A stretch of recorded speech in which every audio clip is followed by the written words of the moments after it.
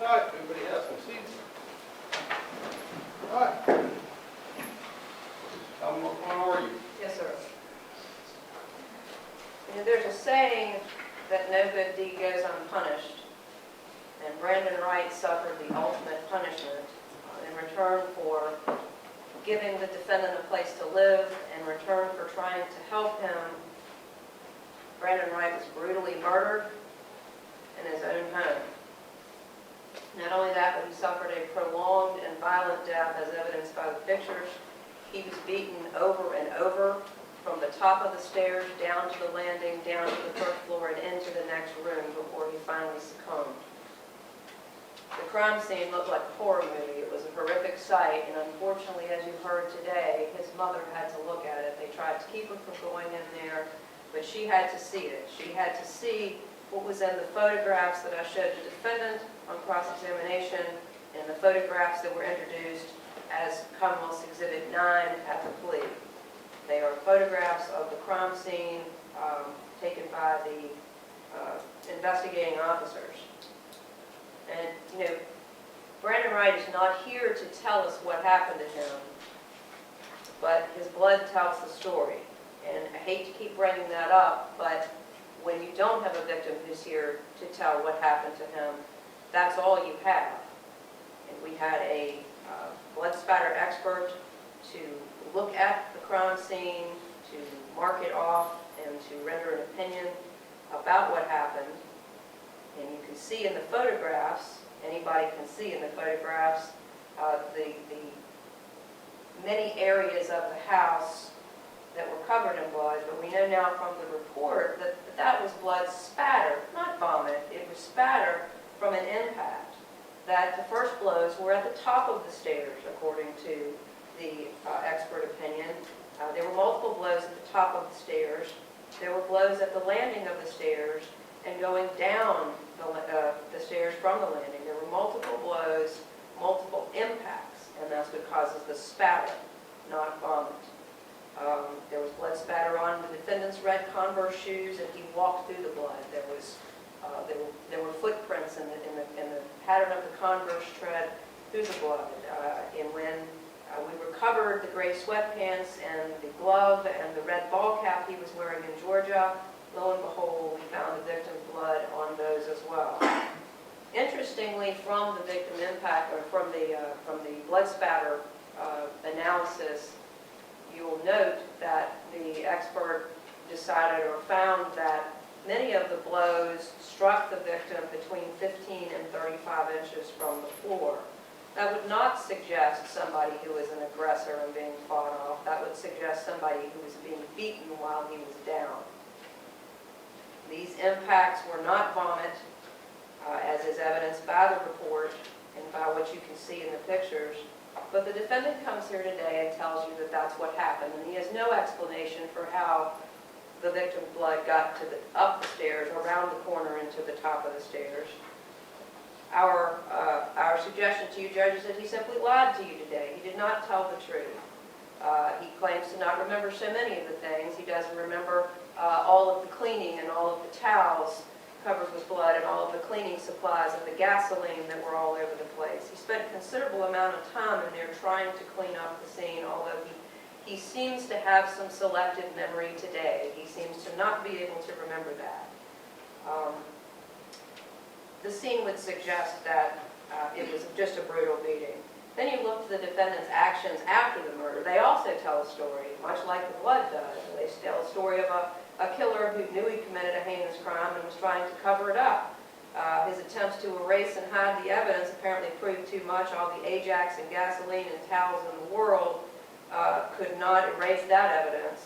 The story tells his flight from the scene. He took the battery out of his cell phone. He took a route to Georgia to see his mother. He used other people's cell phones. He got to Georgia. He disposed of Brandon Wright's truck at the gas station near Atlanta and called his mother to come pick him up. He left the evidence there. Then he got in the car with his mother, and when the Troup County Sheriff's Office finally found the vehicle and stopped him, tracked him down, he was found in the front seat with the seat laid back trying to hide. He had the victim's keys and wallet. and the victim's truck was finally recovered. But he was tracked from Clifton Forge all the way through Virginia, North Carolina, South Carolina, and into Georgia, and that was thanks to good police work. That was thanks to the Clifton Forge Police Department, the Virginia State Police, the Alleghany County Sheriff's Office, and finally, many thanks to the Troup County Sheriff's Office for collecting all of this evidence. That's how we found Mr. Staples.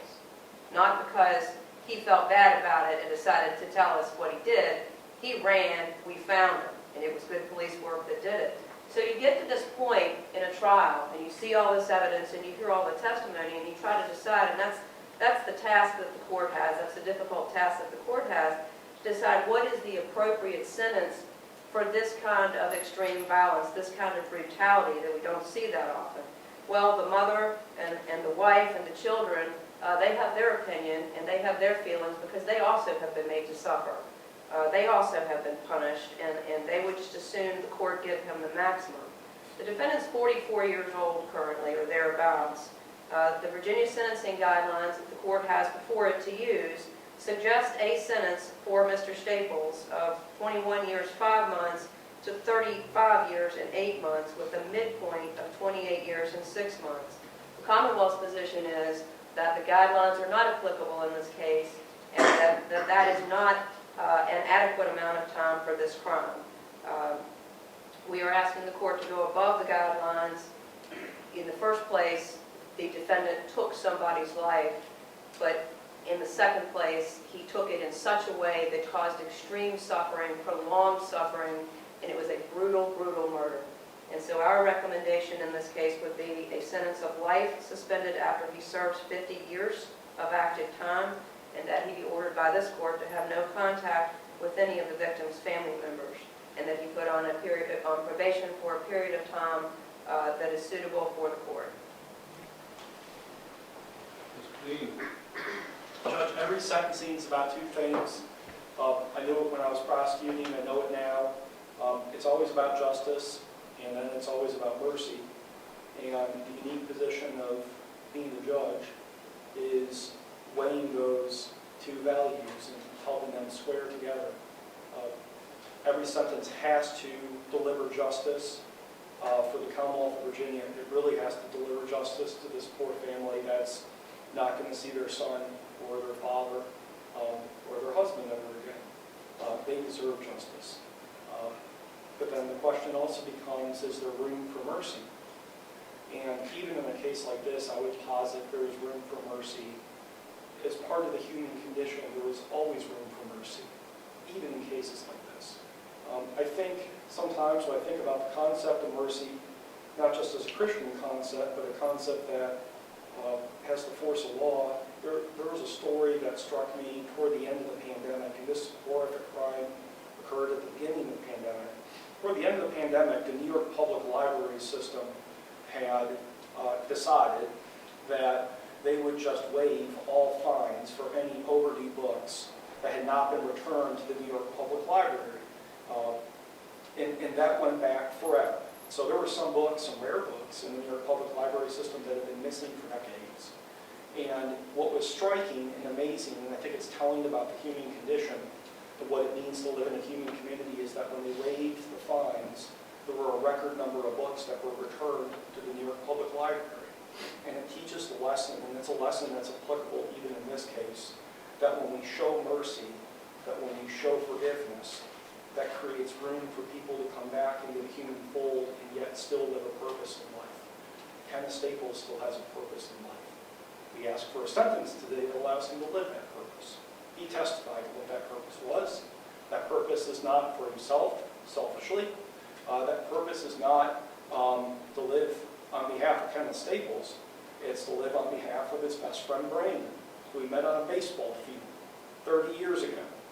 It's to live on behalf of his daughter, who can't be here to speak because she can't speak. But he asks about her every Sunday. And someday I hope and pray that he is released from a correctional facility after he's given a chance toward rehabilitation to live his life for those twin purposes. For his daughter, because Brandon's not here to live for his daughters, and also for Brandon, his best friend. What a puzzling, interesting case this is. A man brutally beats his best friend. They're drunk, they get into a fight, they're both large men. And Kenneth described what happened on that day. And then he's broken. He's like a zombie. Nothing about his criminal record would suggest he had some kind of propensity for violence leading up to this. According to his criminal record, he hadn't been in trouble in 16 years. And then this happens. He described how he collapsed. At one point, he let slip when he was being questioned by Miss Gardner. He actually held his friend and woke up. And his mom described him hours later, once he made the drive back to Georgia, as almost being disconnected, that he wasn't of this world. And what's interesting, because the Kenneth Staples that sits in court today is different than the Kenneth Staples that first arrived at a Virginia jail back in May of 2020. The court has in its file, there's a letter here from a psychologist, Dr. Kenneth Showalter, who evaluated and spoke with jail medical personnel about Kenneth Staples when he first arrived in Virginia. Dr. Showalter talked to Jenny Ferris. She was at the medical department at the Western Virginia Regional Jail over in Salem. Ms. Ferris said she observed Mr. Staples when he arrived to be bizarre and delusional. He would make off-the-wall statements. He would stare blankly at you, and then he would stop and look off as if he was responding to internal stimuli. He would go days without talking to anyone. He was in restricted housing. He wasn't quite sure who his lawyer was. He didn't know what the purpose of a lawyer was. He required intensive psychiatric treatment just to bring him back to reality. He's now been brought back to reality. You know, the first step, if you're asking for mercy, and he has no choice, he's asking for mercy today. The first step to ask for mercy is to accept responsibility. There never was a trial in this case. He spared the family the pain of having to endure a trial. He came in and he pled guilty. He pled guilty to first-degree murder. He didn't have to take the stand today. He could have allocated and maybe avoided Ms. Gardner's pointed questioning. He didn't do that. He took the stand. He raised his right hand. He swore to tell the truth. He told the truth of what he remembers from that day. And he said it happened very quickly. He also described how he felt broken, essentially, afterwards. He not only accepted responsibility, but he's expressed remorse. He's talked about the dreams he has about his friend. He's talked about the thoughts he's had about it. We're coming up on almost 3 years. Nothing this court can do this afternoon will bring Brandon back. Nothing this court can do this afternoon will put him back into their home in Alabama. Nothing this court can do this afternoon can do that. All this court can do is balance justice with mercy. And I would submit there's room for mercy in this case. The General Assembly has given us sentencing guidelines to guide the court in making a just decision. The General Assembly has provided an adjusted sentencing guideline range that when an individual accepts responsibility and expresses remorse, as he's done. But the low end of the sentencing guidelines is 10 years in 8 months, with a high end of 35 years in 8 months. We'd ask the court to sentence him to an active sentence today, 15 years. If the court were to sentence him to 15 years, he is essentially going to be released when he is an old man, when he is in his 60s. He will have been incarcerated at that point for 18 years. He will be within the category that the General Assembly has essentially adjudicated as being eligible for geriatric parole. He will be an old man in prison. But then he'll be given a chance to live his life in Brandon's memory.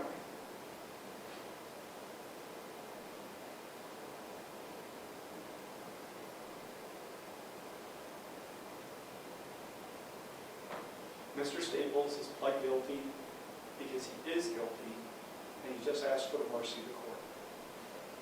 And he's ready to accept whatever punishment the court seeks to impose. Thank you, Judge. Judge, Mr. Staples did not plead guilty. He pled no contest. And Mr. Dean says that he is broken. Well, apparently he is broken enough or was at the time broken enough to spend a significant amount of time trying to clean up the mess, to steal the victim's truck, to hide from the police, to flee to Georgia. So he wasn't broken enough at the time to stop and tell somebody what he did, or to try to get help for Brandon, or to do anything but to save his own hide. And Mr. Dean asked for mercy. Mercy might be appropriate for somebody who has not committed this kind of a heinous crime and then failed to take responsibility. Commonwealth's position is that he has not taken responsibility, so that he should not be given any sort of a reduction under the sentencing guidelines. First of all, he did not plead guilty, he pled no contest. That in and of itself suggests that he's not taking responsibility. And he comes to the court today with this story about the projectile vomiting. Even the story that he tells the court today is not taking responsibility. It doesn't explain the evidence, it doesn't explain what happened.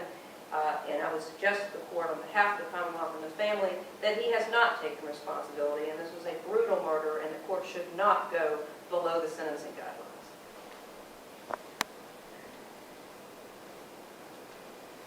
Mr. Staples, would you please stand?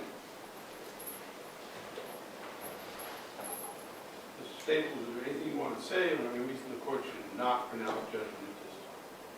Yes, sir.